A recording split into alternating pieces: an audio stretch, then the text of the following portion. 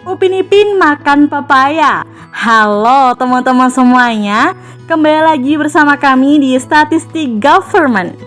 Kira-kira kali ini kita akan membahas tentang apa ya? Ya, tepat sekali, pada kesempatan kali ini kita akan membahas terkait 5 unsur SNA. Ada pepatah yang mengatakan bahwa tak kenal maka tak sayang. Jadi kita kenalan dulu yuk dengan SNA. Kira-kira teman-teman di sini ada yang tahu nggak sih apa itu SNA? Ya, bener banget teman-teman. SNA ini adalah seperangkat standar internasional yang disepakati untuk mengukur aktivitas ekonomi yang menerapkan kesepakatan akuntansi yang ketat berdasarkan prinsip-prinsip ekonomi. Dalam SNA itu sendiri terdapat 5 unsur dasar yang biasa disebut sebagai 5A, yakni aktor, activities, actions, accounts, dan articulated. Nah, simak aja yuk pembahasannya satu persatu ya. Oke, langsung aja kita bahas unsur yang pertama ya, yakni actors atau pelaku ekonomi.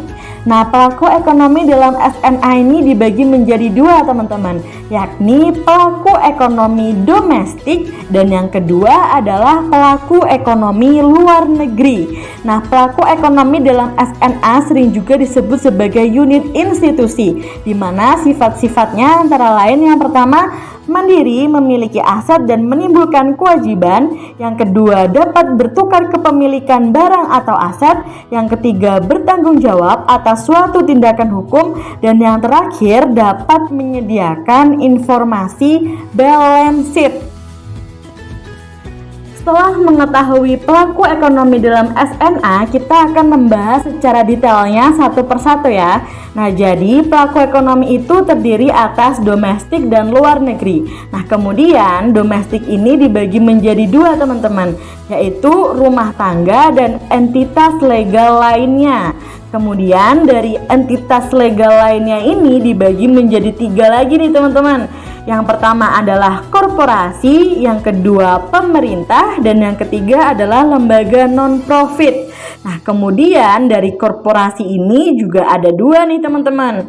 Apa aja korporasinya? Yaitu korporasi finansial dan juga korporasi non-finansial. Berikutnya kita akan membahas unit institusi ekonomi domestik yang dibagi menjadi 2, yakni rumah tangga dan entitas legal sosial. Kita bahas juga satu persatu ya. Jadi rumah tangga itu sendiri terbagi menjadi 2 konsep dalam SNA, yakni rumah tangga dan rumah tangga khusus. Rumah tangga ini merupakan individu atau kelompok individu yang tinggal dalam satu bangunan.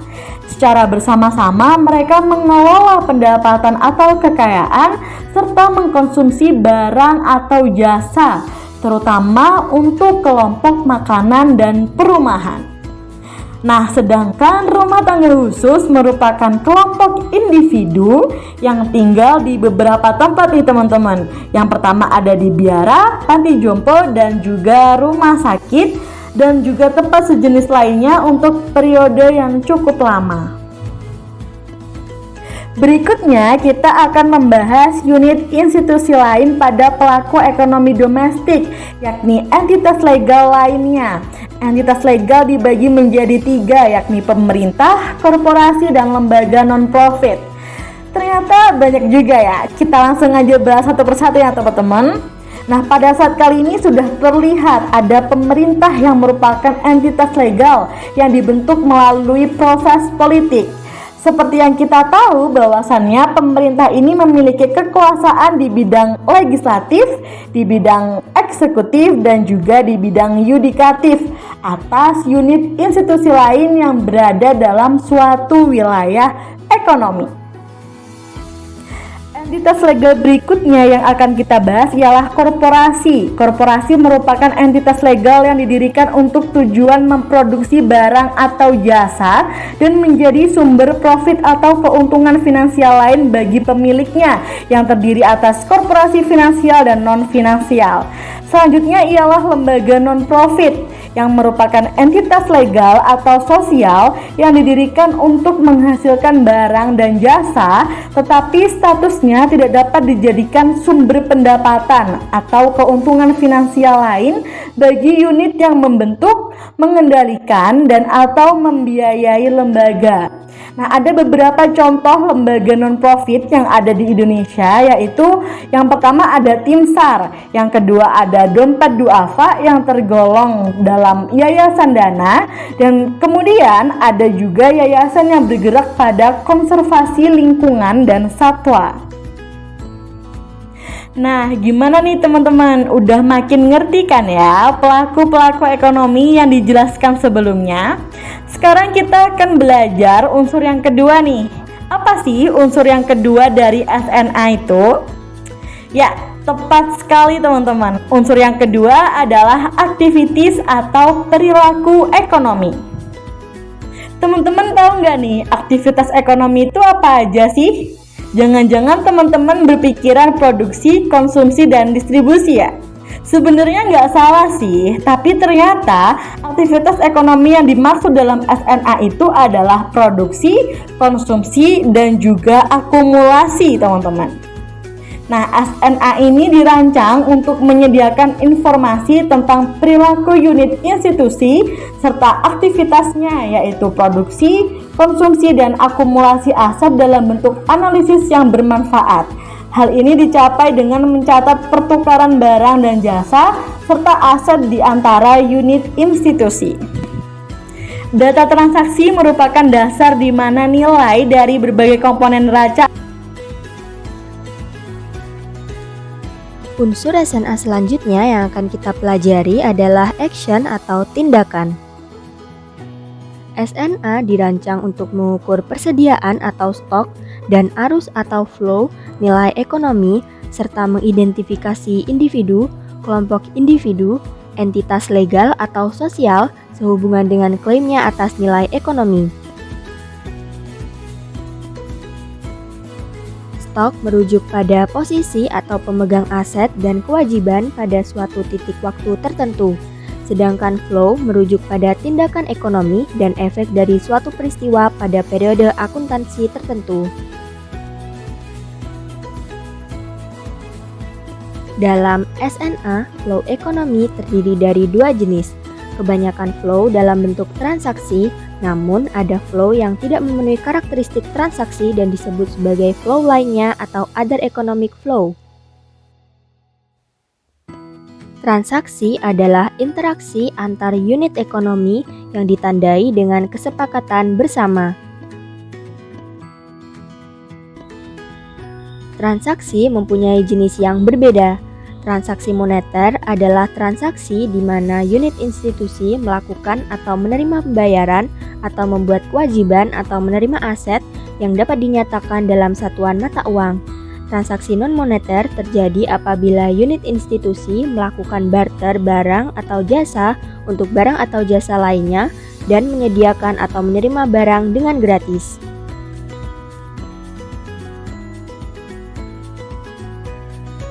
Other economic flows menggambarkan informasi penting dalam peristiwa ekonomi yang menjelaskan perubahan nilai dalam aset finansial, aset non-finansial, dan liabilitas.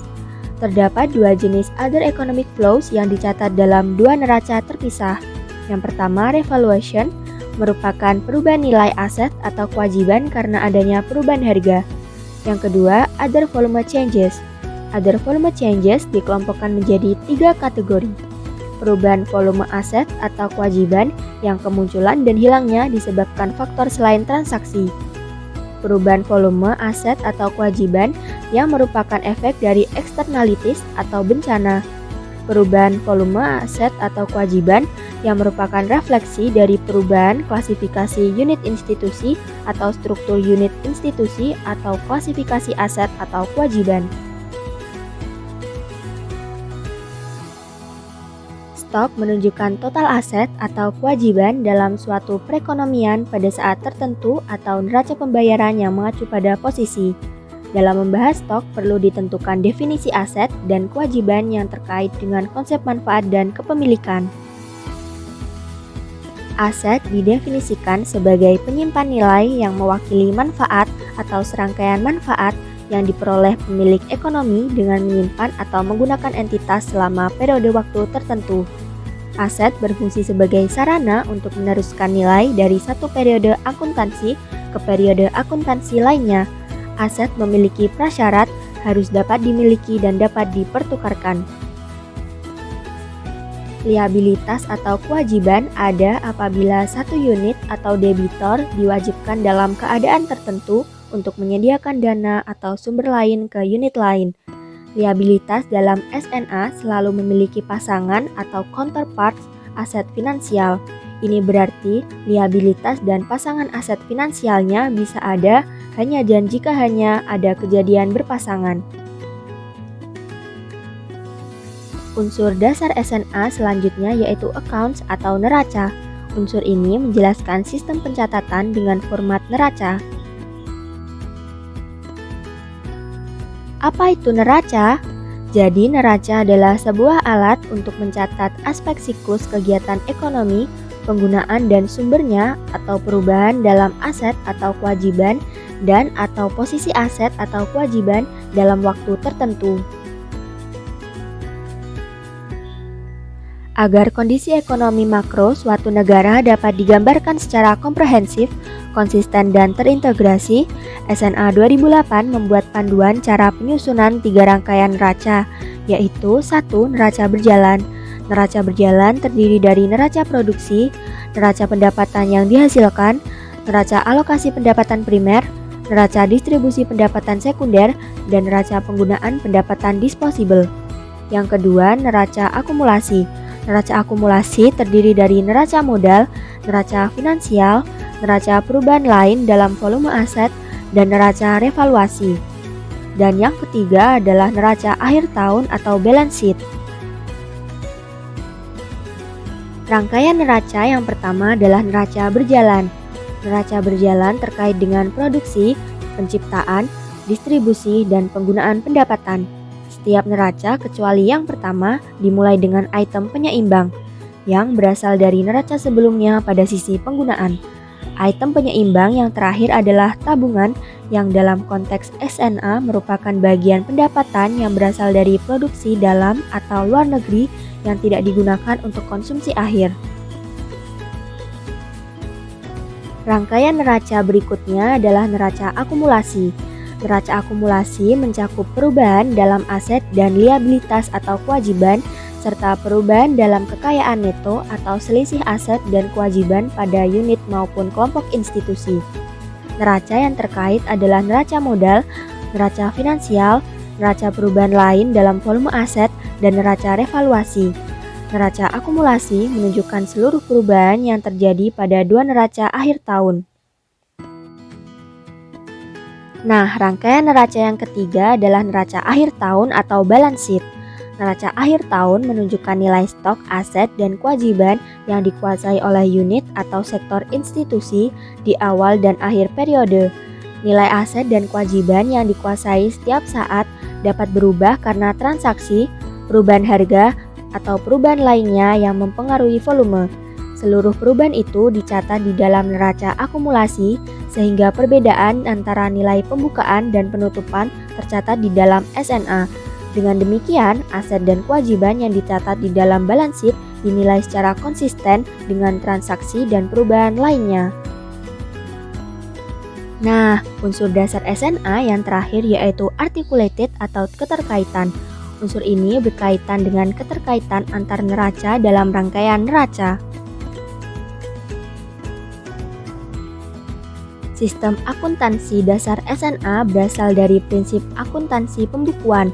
Prinsip pembukuan dibedakan atas yang pertama double entry atau pencatatan ganda, dan yang kedua adalah quadruple entry atau pencatatan 4 kali.